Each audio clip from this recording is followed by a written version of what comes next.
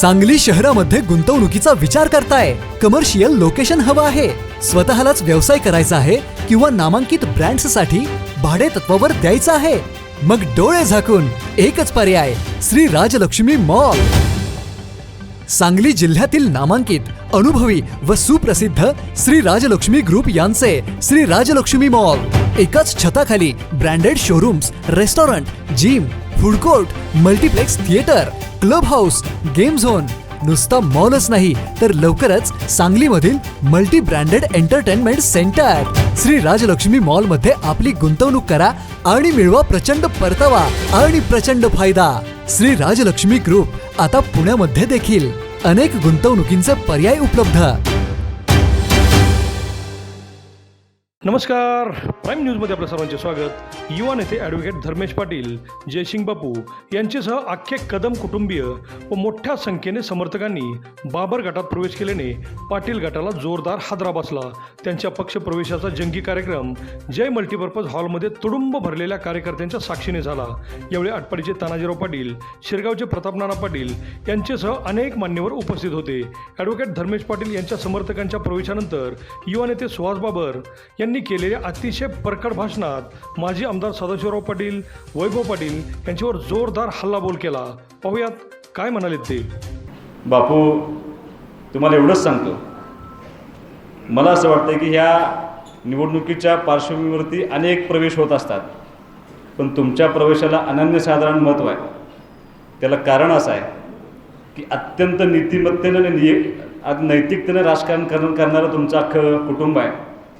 कसल्याही अपेक्षेशिवाय तुम्ही आजपर्यंत तिथं राहिला आहे आणि इकडं येताना सुद्धा कसल्याही अपेक्षेशिवाय इथं आला आहे. हे राजकारणामध्ये फारसं घडत नाही. त्यामुळे महेशदाजी, तुम्ही बोलता बोलता बोलण्याच्या वखत म्हटला की आमच्या कामाचा पूर्णविराम झाला.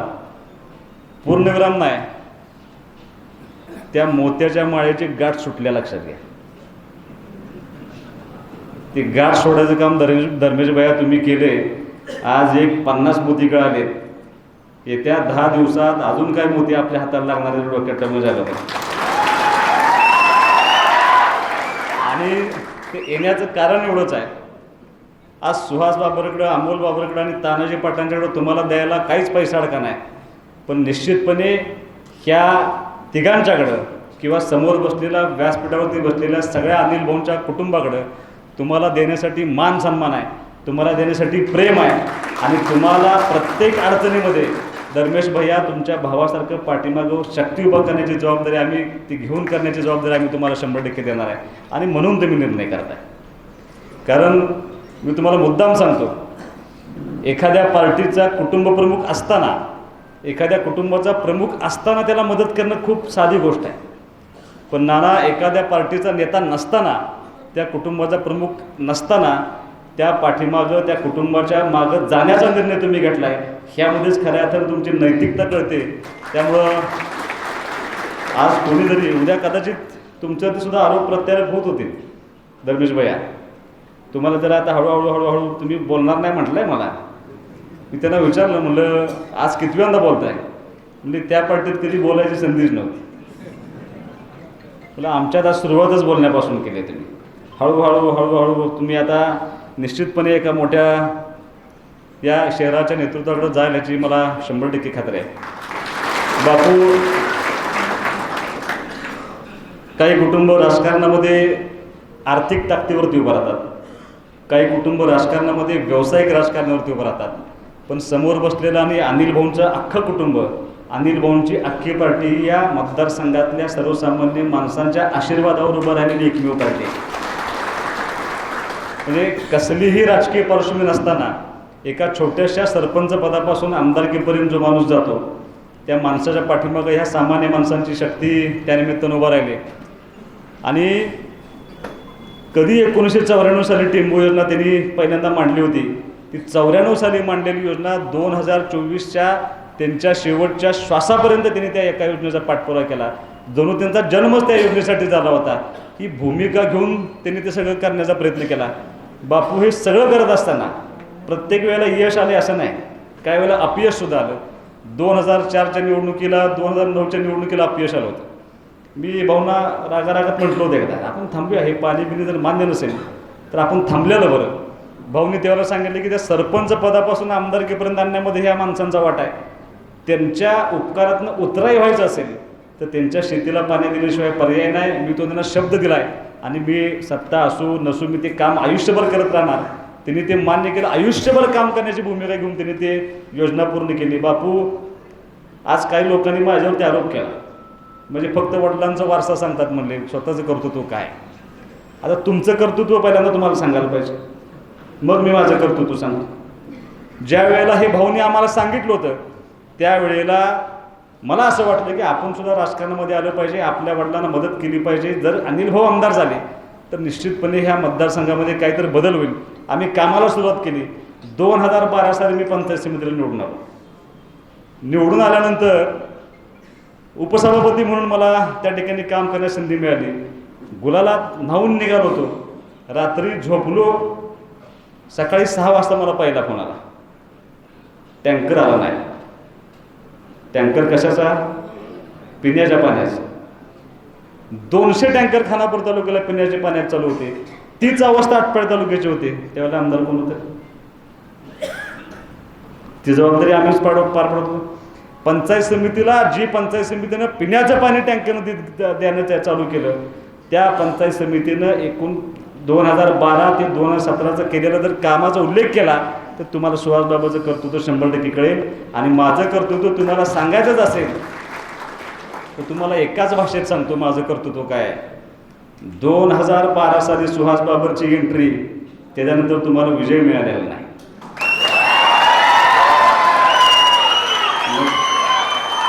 आता ते कसं कर्तृत्व आहे हे तुम्हाला ठरवावं लागेल. निश्चितपणे चांगली भूमिका घेऊन ह्या मतदारसंघामध्ये ह्या मतदारसंघाचा विकास करण्याची भूमिका घेऊन गेले 40 वर्ष आमचं कुटुंब काम करते. तीच भूमिका घेऊन आम्ही पंचायत समितीच्या माध्यमातून काम करत होतो, जिल्हा परिषदच्या माध्यमातून काम करत होतो.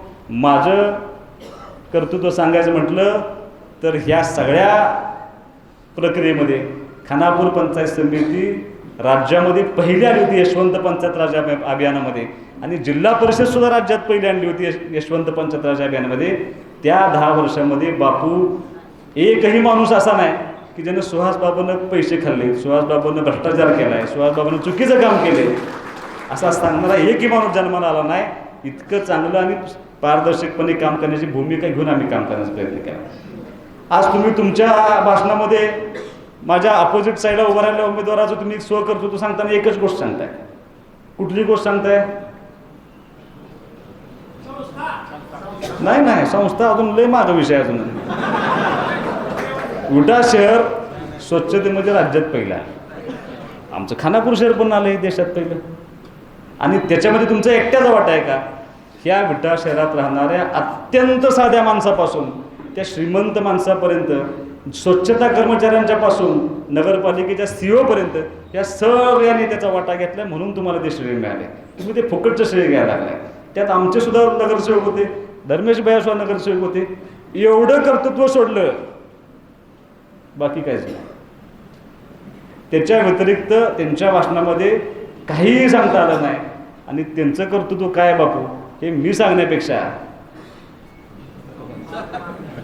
आता तुम्हाला काय सांगायला नाही पाहिजे, आता मी काय सांगायचं.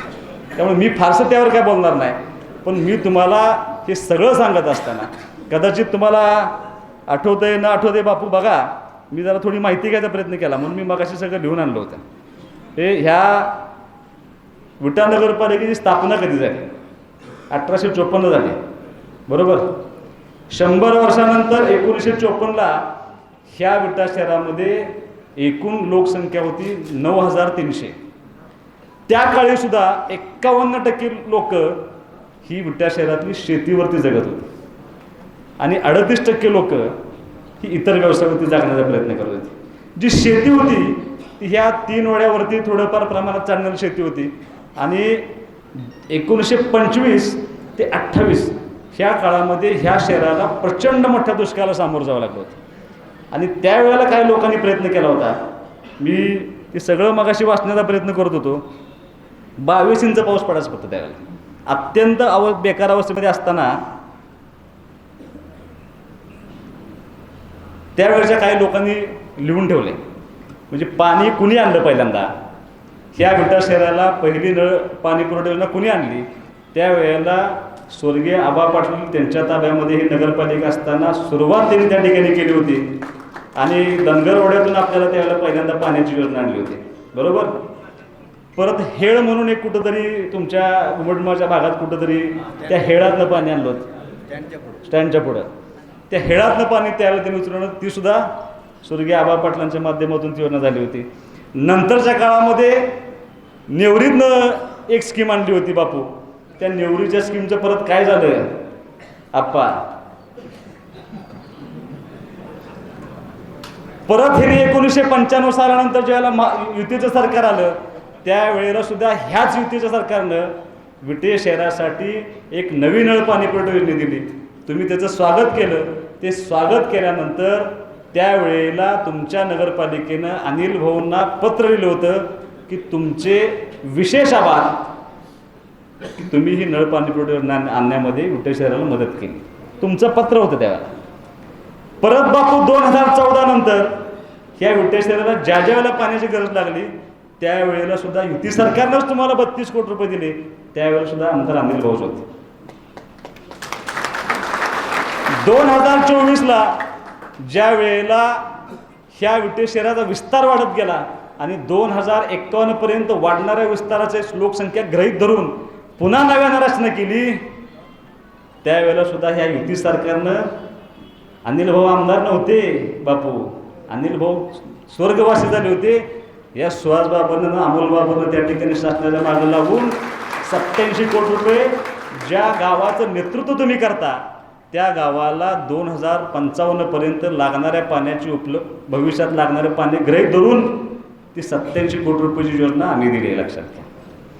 या शहरामध्ये आज तुम्ही जेवढे रस्ते बघताय तेवढे सगळे रस्ते हे अनिल भाऊंच्या माध्यमातून ह्या 3 वर्षामध्ये झालेत. काही ठिकाणी बापू फोटो काढून टाकतात माणसं, नगरपालिकेने केलेला रस्ता आणि PWDने केलेला रस्ता. PWDच्या रस्त्याला अण्णा 5-5 वर्ष झाली, नगरपालिकेचा रस्ता 5 महिने टिकत नाही. आणि माझ्यावर आरोप केला की टेंबू योजनेच्या 1200 कोटीच्या कामामध्ये तुम्हाला टक्केवारी किती मिळाली. आजचा आरोप आहे माझ्यावरती. आता टक्केवारीचा बादशाह कोण आहे?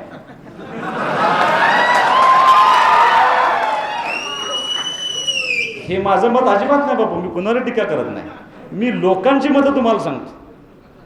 म्हणजे ह्या मतदारसंघामध्ये ह्या जिल्ह्यामध्ये जेवढ्या नगरपालिका आहेत, जेवढ्या स्थानिक स्वराज्य संस्था आहेत, त्या सगळ्या स्थानिक स्वराज्य संस्थांमध्ये ज्या वेळेला एखादं अध्यक्ष टेंडर होतं ते टेंडर बिलोत जातं का नाही आपल्याला बिलोत, म्हणजे PWDला जातं, पंचायत समितीला जातं, ZPला जातं. एकमेव विटा नगरपालिका आहे जिथं 9% अबाव टेंडर असतात तो हया. म्हणजे हे जेव्हापासून सत्ता करतात तेव्हापासून 9% अबाव टेंडर. मला कळत नाही, 1 लाखाचं काम असेल तर आमच्यात कॉम्पिटिशन असते जिल्हा परिषदला. कोण 80,000 भरतं, कोण 90 भरतं, कोण 70 भरतं. ह्यांच्याकडे मात्र 1 लाखाचं काम असलं 1,09,000. मग ते 9,000 अधिक ह्यातले 20,000 आणि मग त्या कॉन्ट्रॅक्टरचा नाईलाज होतो आणि मग त्या कामाची दुर्दशा होते. त्यामुळे ह्या गोष्टी मला असं वाटतं की अजिबात हे असले चुकीचे आरोप करण्यामध्ये मजा नाही. आपल्याकडे प्रघात आहे, आपल्याकडे संस्कृती आहे की गेलेल्या माणसावर शक्यतो बोलू नये. पण दुर्दैवानं आजही म्हणजे पहिल्या दिवसापासून आज सुद्धा अनिल भाऊंच्यावरती बोलण्याचा प्रयत्न होतोय. कशासाठी त्यांचं नाव काढताय आणि बोलताना कुठल्या भाषेमध्ये बोलताय. वेदना आम्हाला होतात, मी त्याच्यावर फारसं बोलणार नाही. पण त्या अनिल भाऊंच्यावरती बोलताना काल त्यांनी परवाच्या एका भाषणात असं सांगितलं की अनिल भाऊ गद्दार आहेत. 50 कोटी रुपये घेऊन खोके घेतले आणि निघून गेले. आता 50 खोके जर मी घेतले असते, माझा निवडणुकीचा फॉर्म भरला त्यात सगळी माहिती आहे. अजून आमच्या सोसायटी निवडणुकीला सोसायटी भरल्याशिवाय उभा राहता येत नाही म्हणून सोसायटी भरली. असं असताना आणि बरं सगळ्या जगाला अनिल भाऊ काय होते ते माहिती आहे.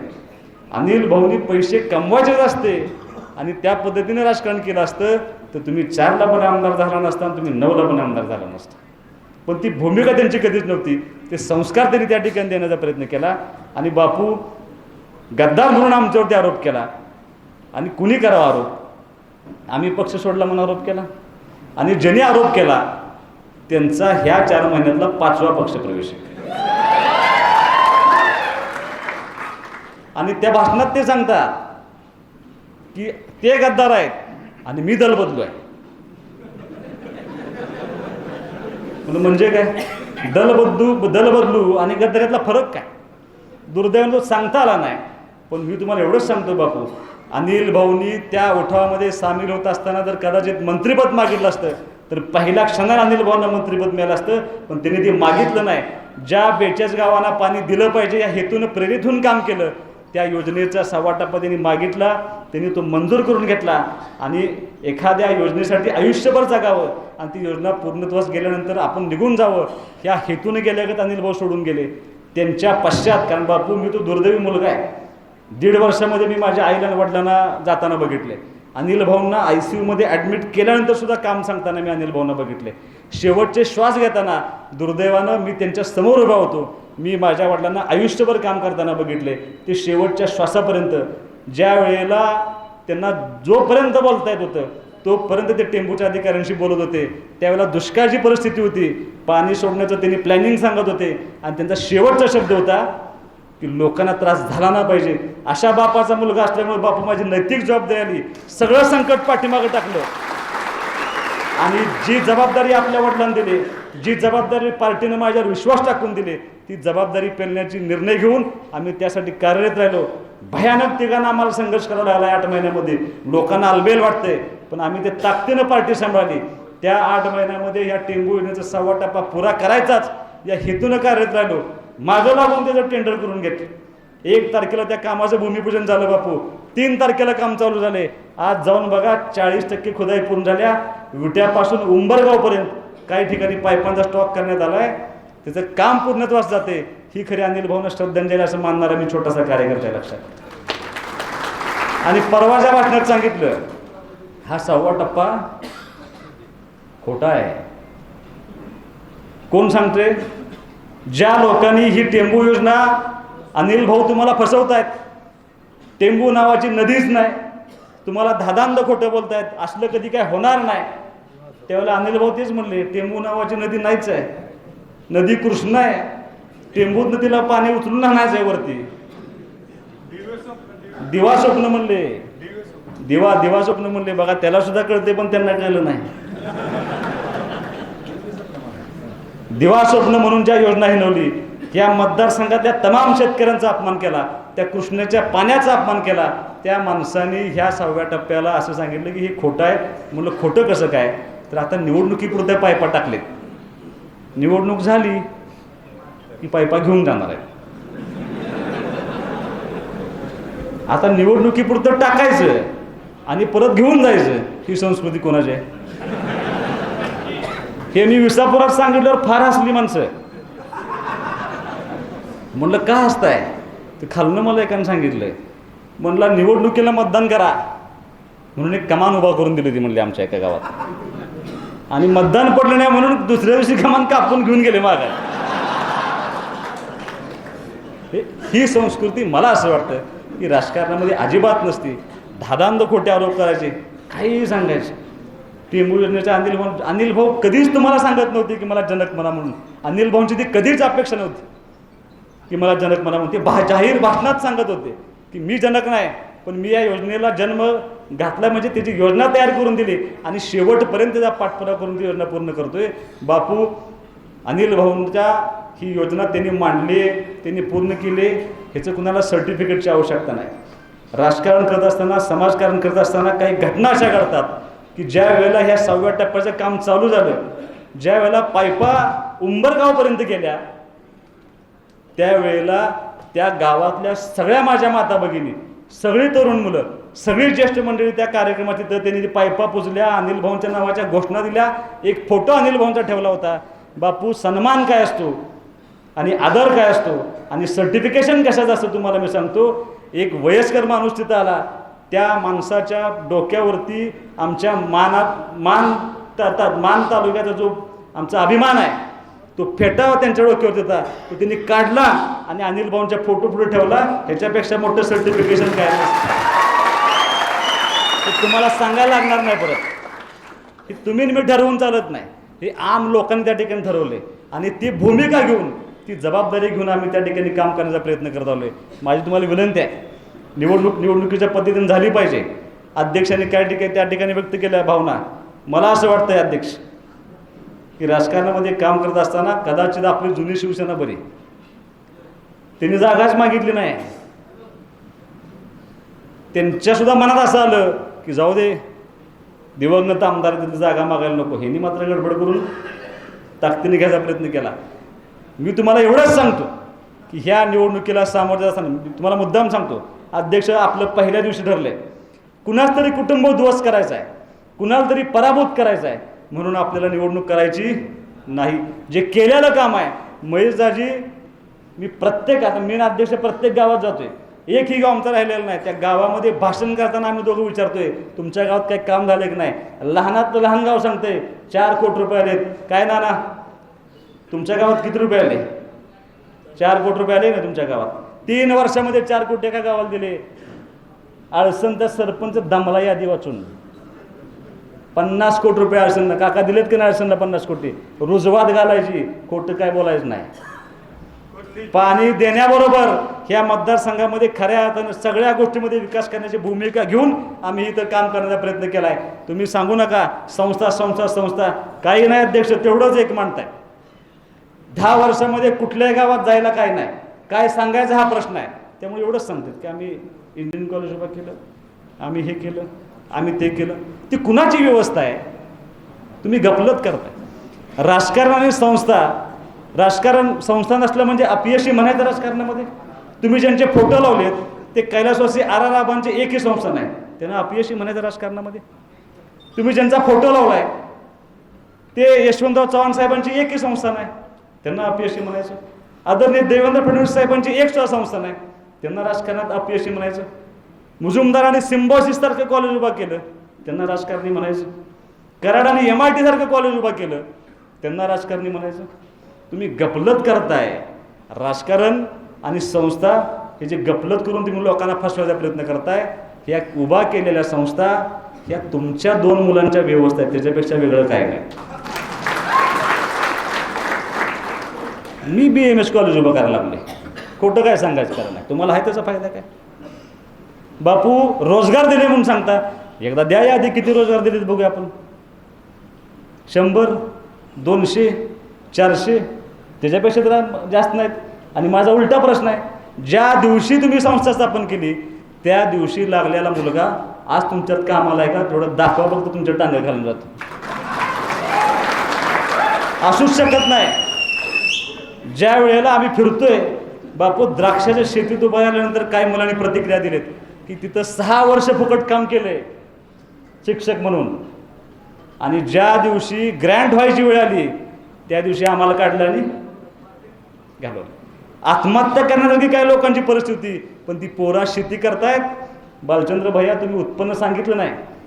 मादळमुठीमध्ये मी सभेला गेलो, एका तरुण मुलानं भाषण केलं.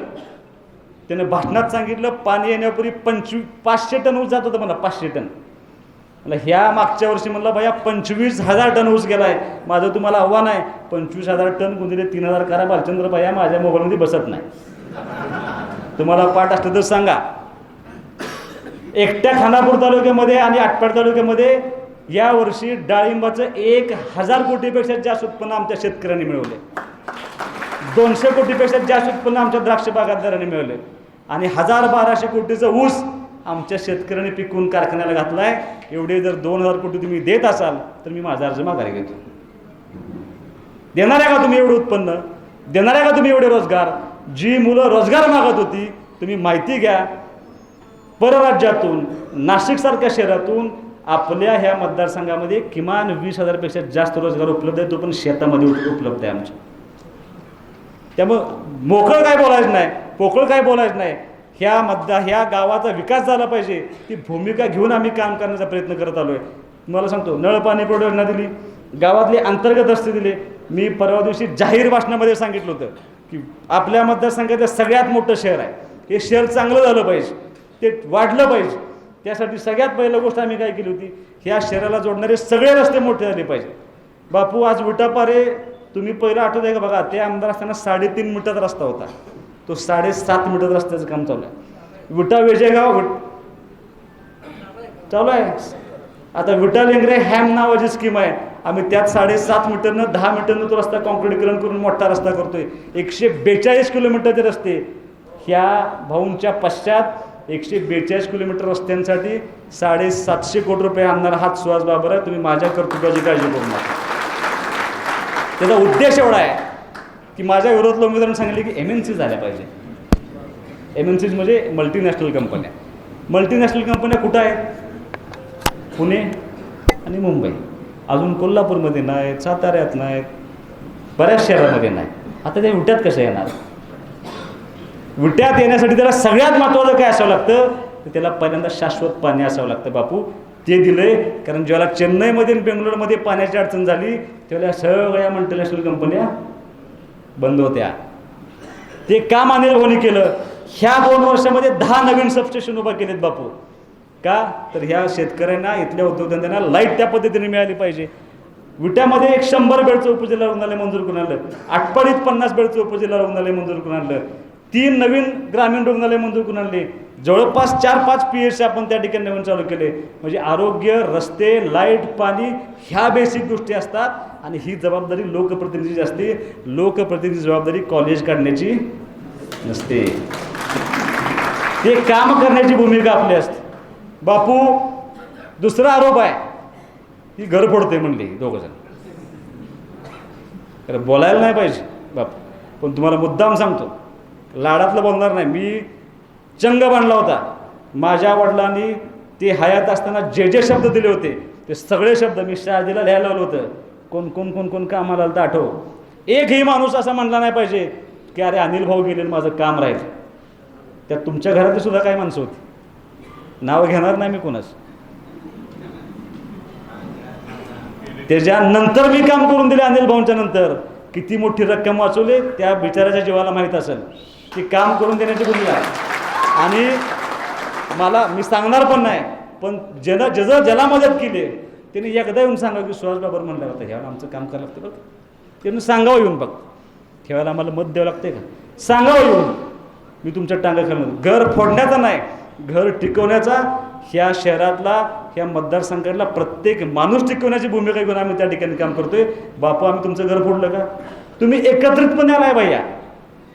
काही गोष्टी तुम्हाला पटलेल्या नाहीत, काही गोष्टी तुम्हाला आमच्या चांगल्या वाटल्या म्हणून तुम्ही आमच्याकडे येण्याचा प्रयत्न केला. मला असं मुद्दाम तुम्हाला सांगायचं आहे की राजकारणामध्ये विकासाची भूमिका घेऊन आम्ही काम करण्याचा प्रयत्न करतोय.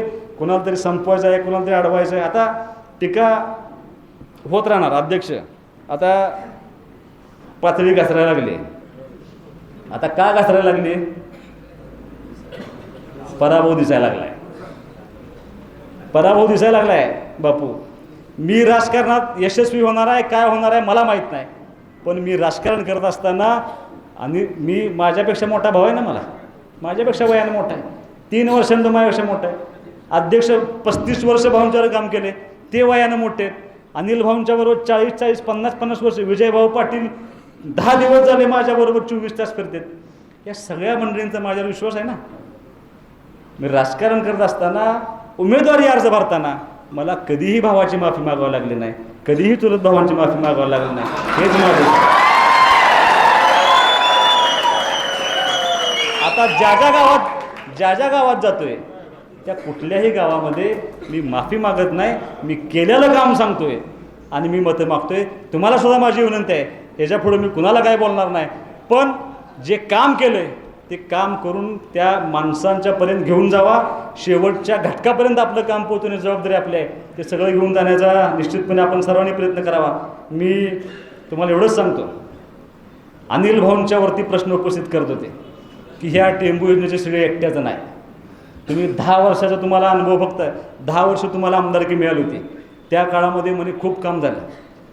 मी जाहीर भाषणामध्ये सांगतो, आपल्या जिल्ह्याचे नेते आणि राष्ट्रवादीचे प्रदेशाध्यक्ष आदरणीय जयंतराव पाटील साहेबांचा मी मनापासून आभार मानतो.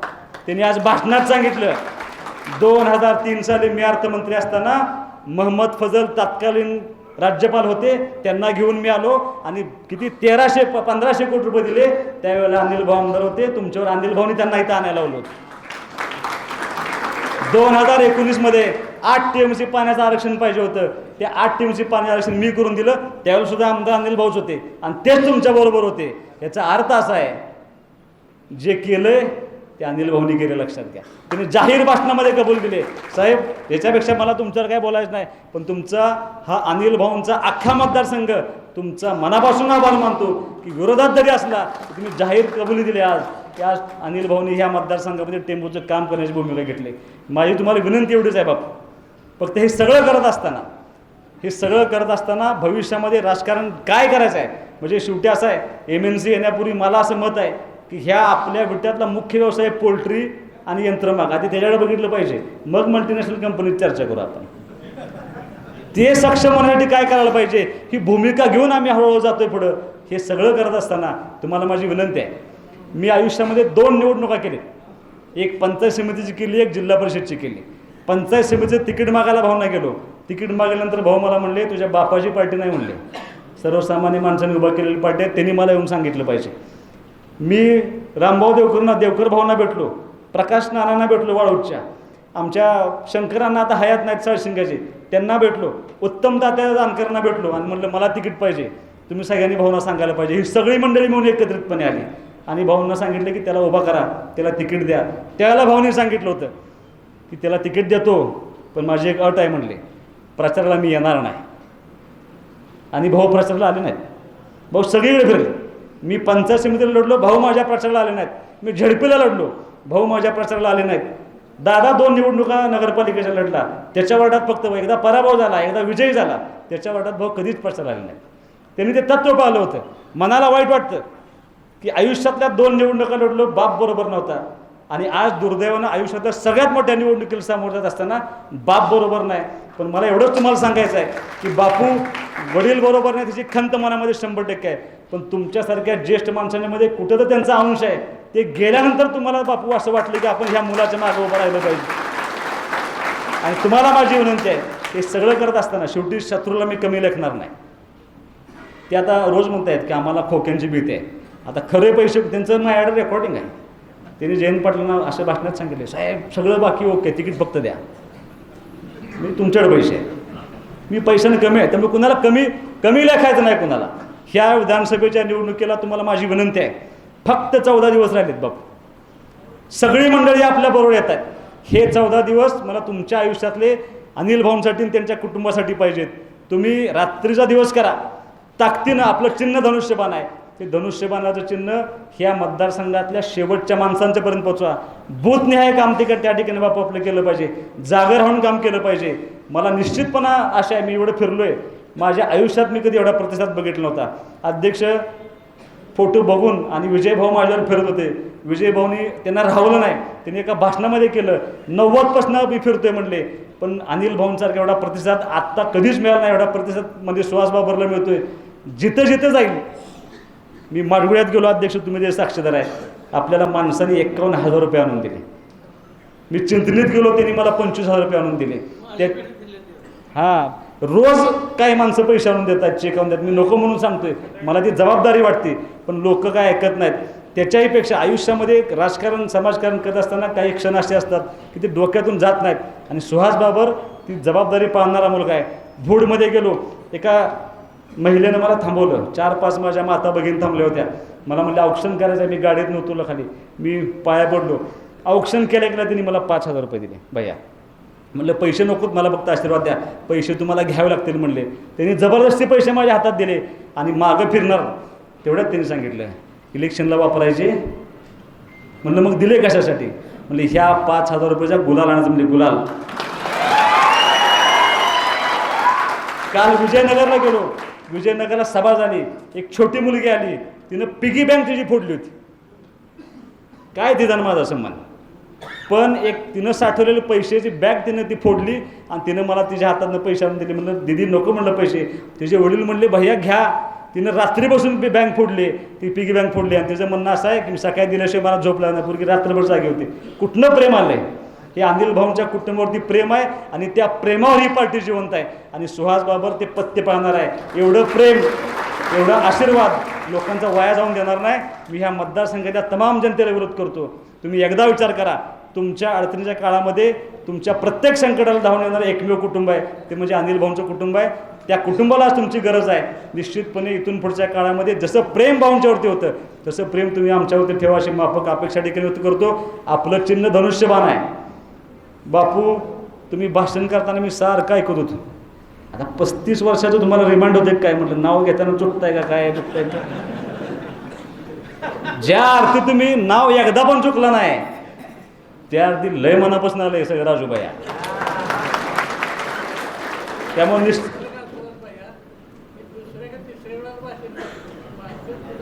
बघा, पण निश्चितपणे बापू, आज तुम्हाला आम्ही अनिल भाऊंच्या जागी बघतोय. त्यांचा अंश आज तुमच्यामध्ये 100% असेल. धर्मेश भाई इथून पुढे आमच्या भावासारखा असेल. त्यांना कुठेही कमी पडून देणार नाही एवढं अभिवचन देतो आणि मी थांबतो. जय हिंद, जय महाराष्ट्र.